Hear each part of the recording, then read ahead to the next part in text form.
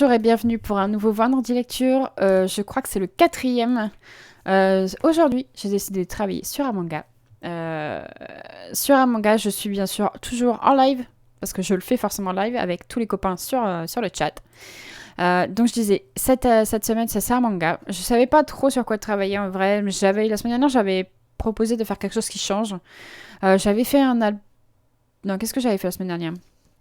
J'avais fait J'avais fait une BD, voilà, c'est ça. J'avais fait Magda Pot et cette semaine, ça sera encore assez imagé, mais ce sera dans un format plus petit. Donc, je vous présente du coup. Attendez, hop, je suis déjà comme ça. Hop, voilà, je vous présente Nana. Nana que j'ai découvert il y a de longues années. Très très longues années. Vraiment, je saurais pu vous dire il y a peut-être 10 ans. C'est assez vieux quand même. Hein, donc, j'ai découvert ça il y a peut-être 10 ans, aléatoirement, peut-être sur Internet, chercher des animes à regarder. Je connaissais pas du tout. Hein. Et j'ai découvert ça sur Internet. Donc, j'ai commencé par l'animé. Il y avait 47 épisodes. J'ai tout défoncé, je vous assure. C'était vraiment mon gros kiff. Et je ne savais pas en fait que c'était un manga à la base. Et j'ai découvert ça un peu plus tard.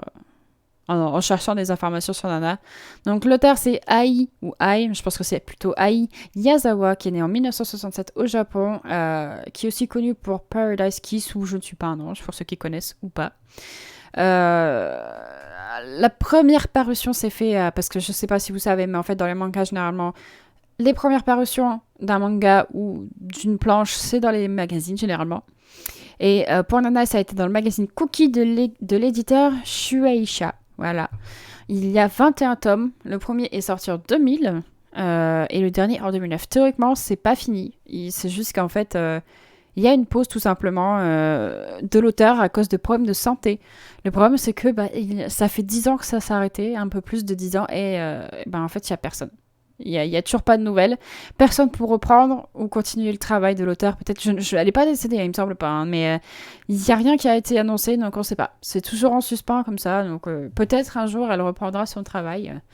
Et ça serait bien. Parce que c'est de la très très bonne qualité. C'est vraiment un manga qui m'a beaucoup marqué. Et surtout l'animé, parce que forcément, je vous l'ai dit, moi j'ai commencé par l'animé. J'ai toujours préféré les animés, je vais pas mentir. J'en ai parlé juste avant de lancer le vendredi lecture avec Distine. J'ai dit que moi je préférais les animés.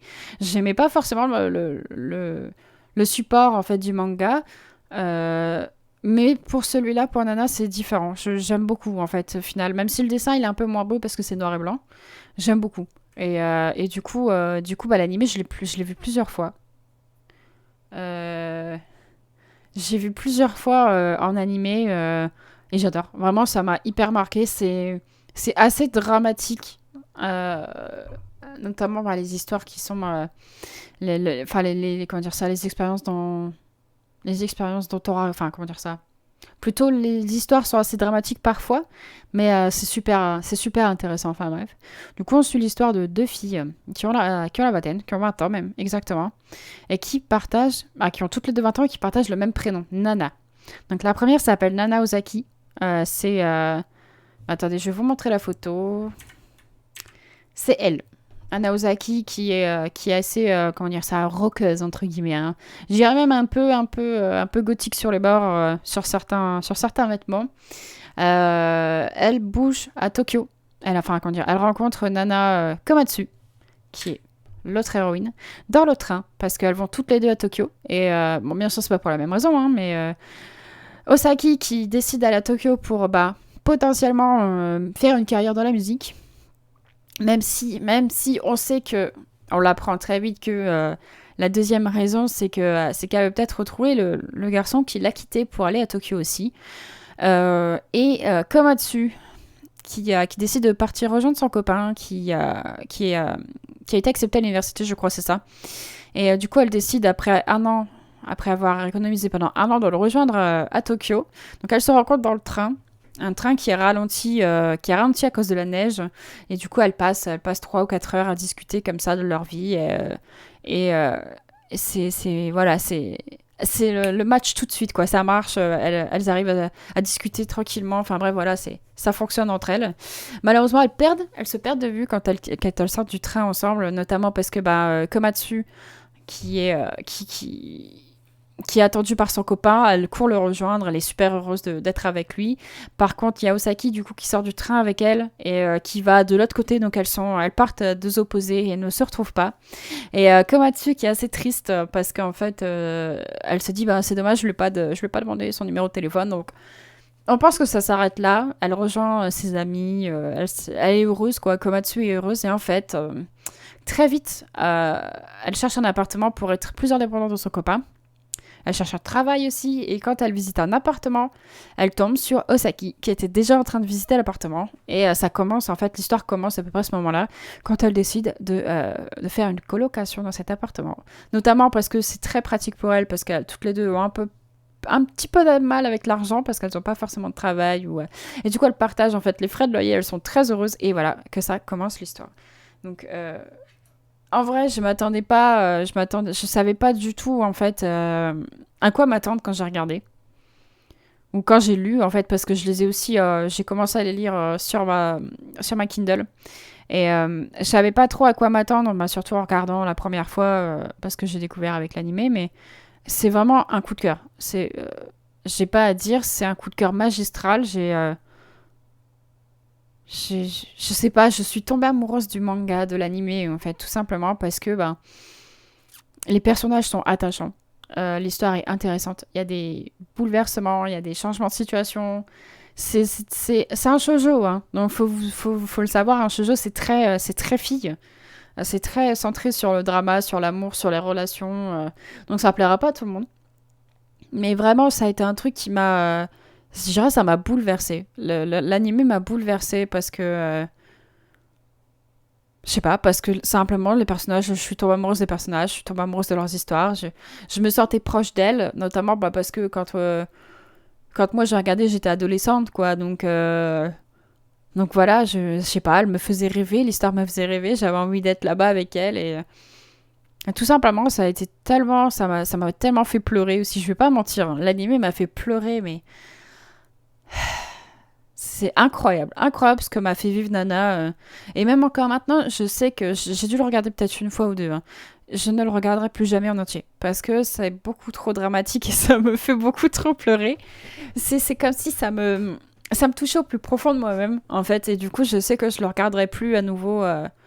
Peut-être le lire, et encore, je sais pas trop. Parce que le lire, ça m'implique un peu moins que de le vivre en film ou en dessin animé, enfin en animé. Et ça me fera peut-être pas le même effet. Donc du coup, je sais pas, je verrai pour continuer à les lire.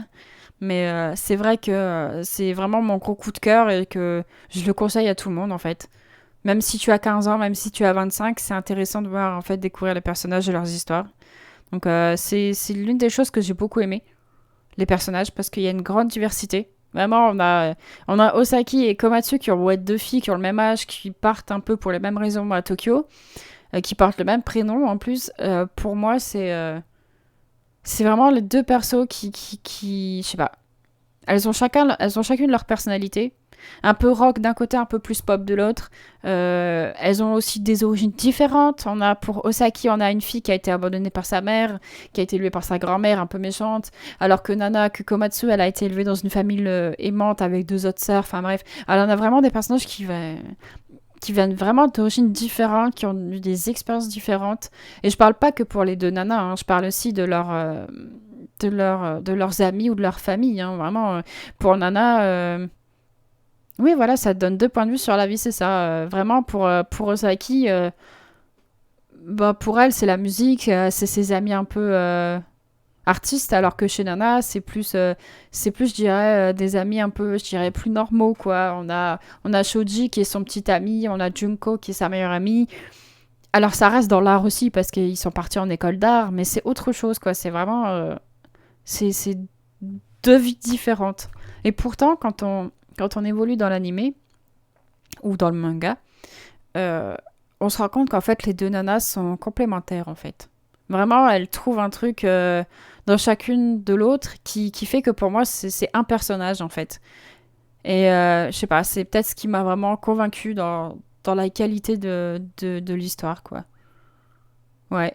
Et du coup, bah, l'histoire, les rebondissements, notamment, c'est énormément de relations, en fait, d'histoires de relations, que ce soit amicales ou amoureuses. On suit, en fait, du coup, les histoires bah, des deux filles, notamment Osaki avec Ren, qui est partie à Tokyo pour être bassiste professionnel. Et Komatsu qui a des petits problèmes avec les garçons, notamment avec Shoji, son petit ami, qui finit par la tromper avec une fille qui est dans son école et qui travaille au même restaurant que lui. Donc, vraiment, on a l'impression d'avoir deux histoires différentes, mais au final, Ren qui quitte qui quitte Osaki pour aller à Tokyo, et Komatsu qui se fait tromper par son copain, au final, c'est assez des expériences qui sont similaires. Elles ont été trahies, en fait. Donc, on a beau avoir deux personnages différents, elles ont beau avoir eu des expériences différentes, elles sont assez similaires sur ce point-là. Mais qu'est-ce qu'il y a d'autre bah, c'est beaucoup d'amour quand même, hein. Donc, mais il y a aussi, en fait, la grande amitié, celle entre les deux nanas, qui est super belle, en fait. Qui est vraiment, c'est... Je veux dire, elles partaient de nulle part, elles se sont rencontrées un peu comme ça dans le train, à l'arrache. Et pourtant, je sais pas, c'est comme si elles sont devenues inséparables, en fait. Et c'est magnifique de voir une relation aussi fusionnelle qui traverse les étapes de la vie, entre guillemets, les bouleversements, les changements, et qui survit, en fait, entre guillemets, même si, d'une certaine façon, il y a quand même un peu une cassure à un moment dans l'histoire, mais j'en dis pas trop, parce que, bon, théoriquement, moi j'ai tout vu, mais bon, j'en dis pas trop pour ceux qui veulent regarder à nouveau. Et, euh, et c'est beau, en fait, c'est magnifique de voir une telle relation, en fait, c'est même un peu idyllique, quoi. Moi aussi, j'aimerais bien avoir une meilleure amie comme ça, une fille sur qui tu peux compter, parce que on sait que Komatsu a déjà une meilleure amie, c'est Junko. Le truc, c'est que la relation qu'elle a avec Nana, c'est presque de l'amour, en fait. C'est, c'est presque, je sais pas, je dirais peut-être une relation un peu fusionnelle, type sœur, peut-être, ou sœur jumelle, ou des trucs comme ça, en fait. Je pense que ça se rapproche plus de ça que d'une meilleure amie. C'est vraiment très profond, alors qu'elles se connaissaient pas, qu'elles se connaissent même pas depuis très longtemps.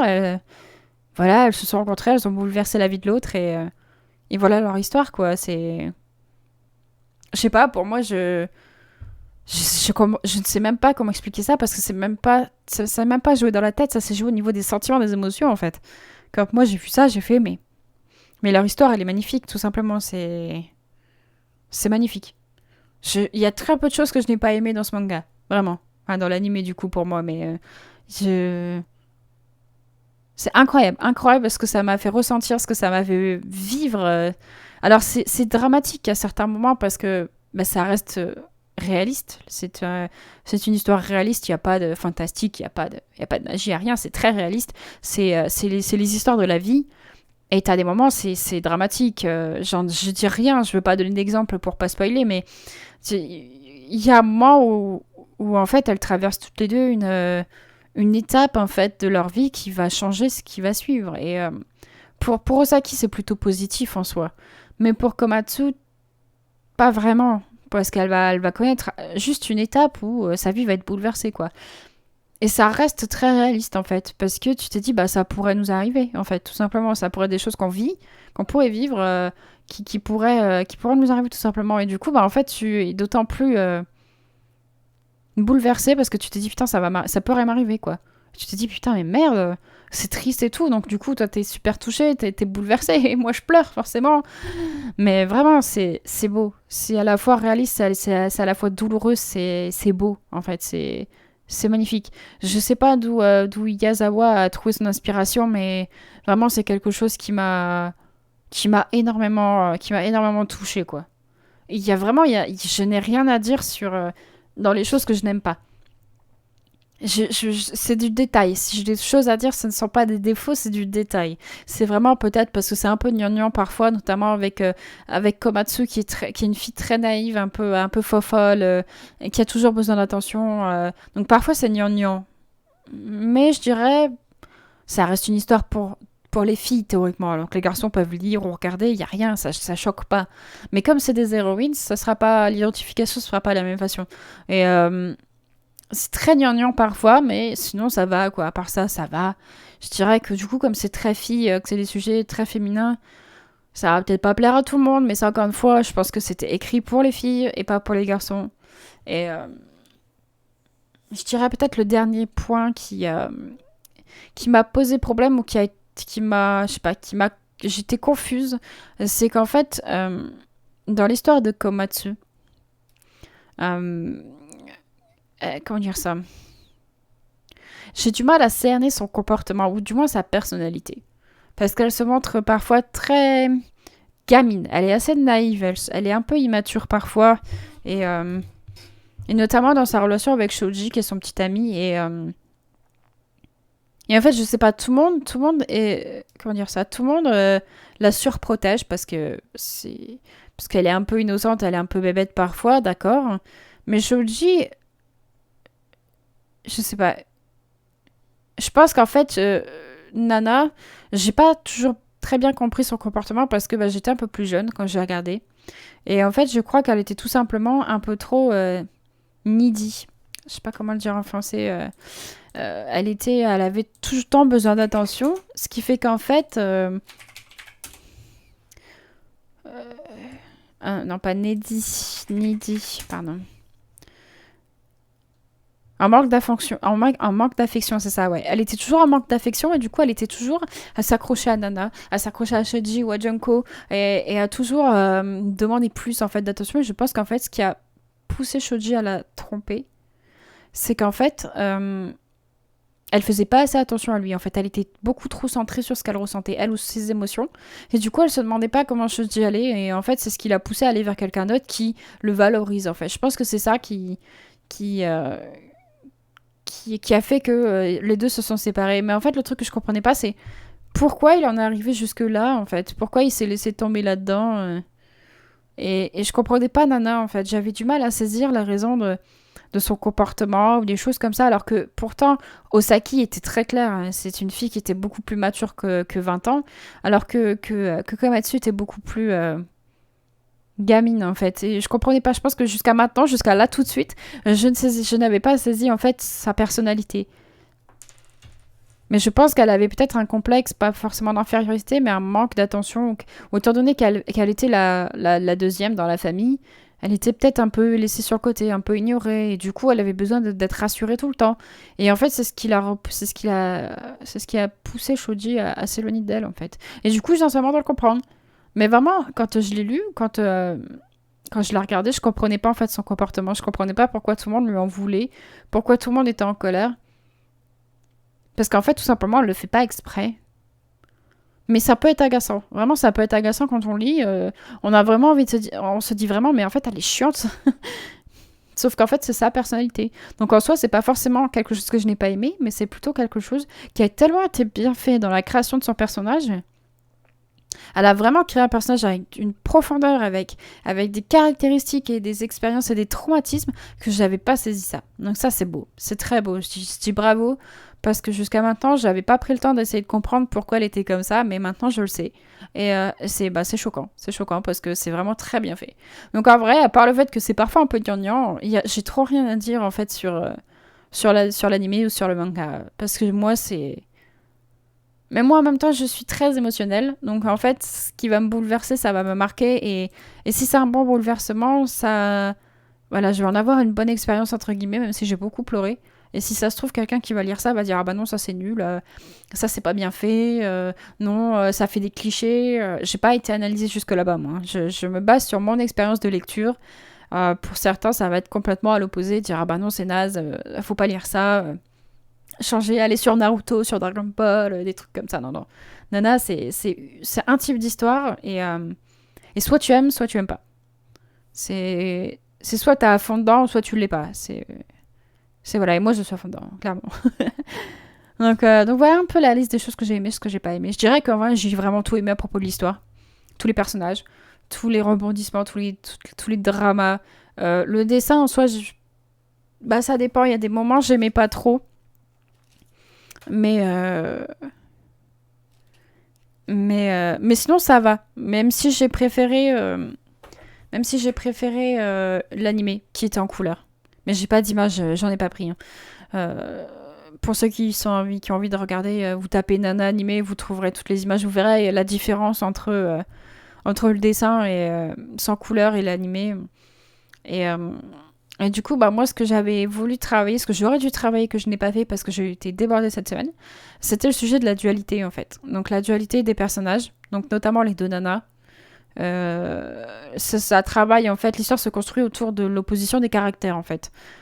Parce que on a le mélange, en fait, de l'univers un peu rock ou punk de Osaki et plutôt pop, kitsch, comme je l'ai dit, avec Komatsu. On a vraiment l'impression que c'est deux univers qui n'ont rien à faire ensemble. Euh, Parce que vraiment, on voit le style de Nana, qui petite robe rose, des petits collants, des petites jupes, du maquillage rose, bleu, enfin, quelque chose d'assez coloré, d'assez mignon. Et on passe à un univers beaucoup plus sombre de Nana, de Osaki, avec du noir sur les yeux, beaucoup de rouge à lèvres, du vernis noir, enfin, voilà, des trucs vraiment, c'est vraiment deux mondes à l'opposé. Et en fait, c'est deux univers qui s'opposent et qui ont l'air pourtant incompatibles.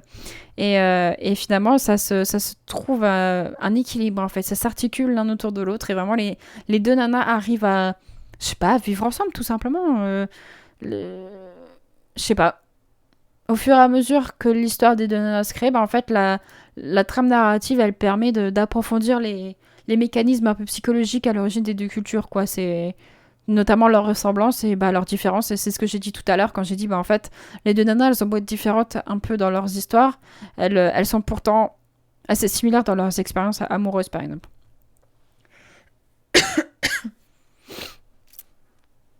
On a aussi, du coup, on a l'entourage des deux nanas qui finit par se confondre pour certains personnages.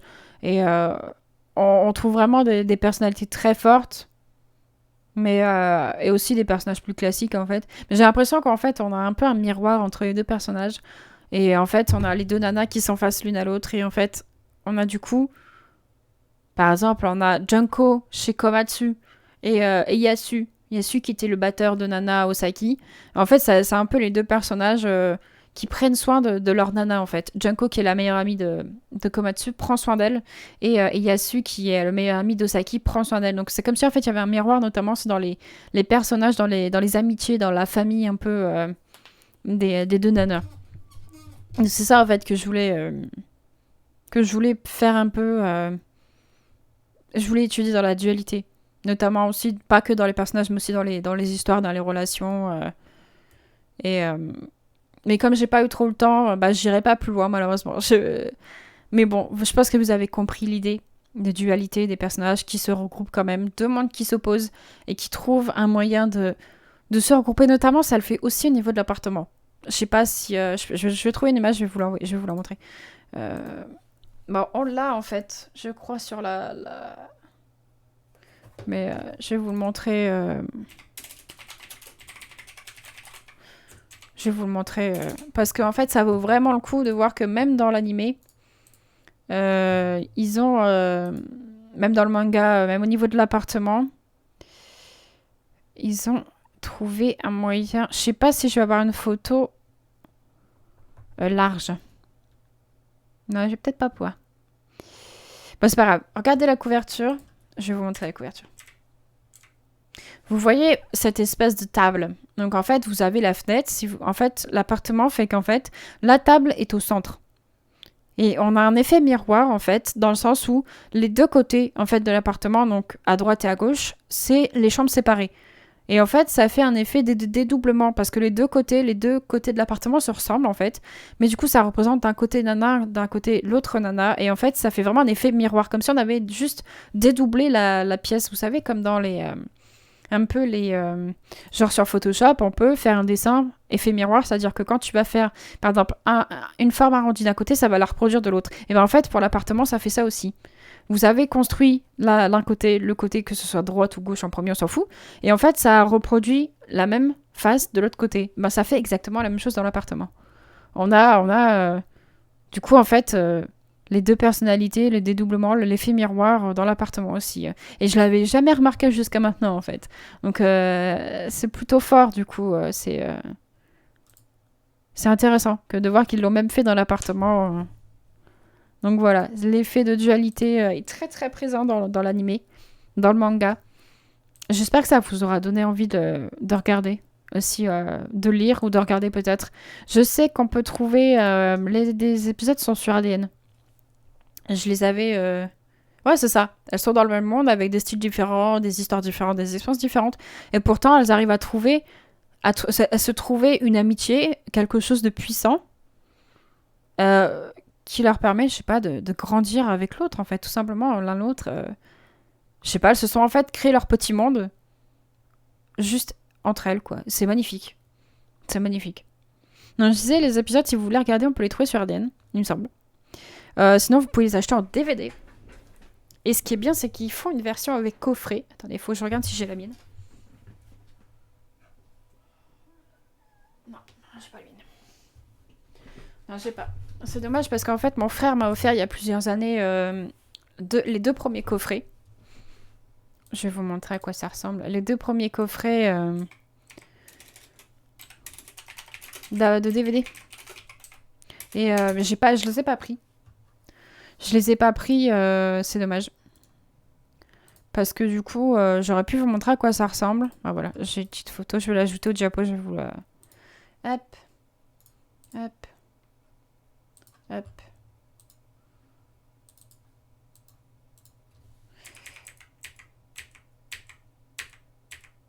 Ça ressemble à ça. Voilà, regardez sur le diapo. Ça ressemble à ça, ces coffrets. Moi, j'ai les 2 premiers, je crois. Il y en a 5 en tout. Ce qui est vachement bien, c'est que dedans, en fait, il y a pas mal de goodies. J'avais genre un petit tapis de souris, j'avais des cartes postales, j'avais des stickers. J'avais même une cravate. Je pense que Nana porte une fois, enfin, Osaki, elle, qu'elle porte une fois peut-être. Et du coup, j'ai trouvé ça vachement stylé. Mais bon, la qualité, c'est du DVD, donc c'est pas extraordinaire. Autant regarder sur ADN. Parce que sur ADN, ce sera du coup en 1080, je pense, ou du moins en meilleure qualité possible. Je vais aller vérifier, hein, parce que il me semble que j'avais commencé à regarder quand j'avais pris mon abonnement, mais que j'avais pas été plus loin parce que, vous savez, comme ça me... Je dirais pas que ça me traumatise, mais ça m'a tellement marqué que j'ai du mal dans certains passages. Ouais, voilà, on peut le trouver sur ADN. Normalement, il y a tous les épisodes, il y a 2 parties, il y a les 47 épisodes, effectivement.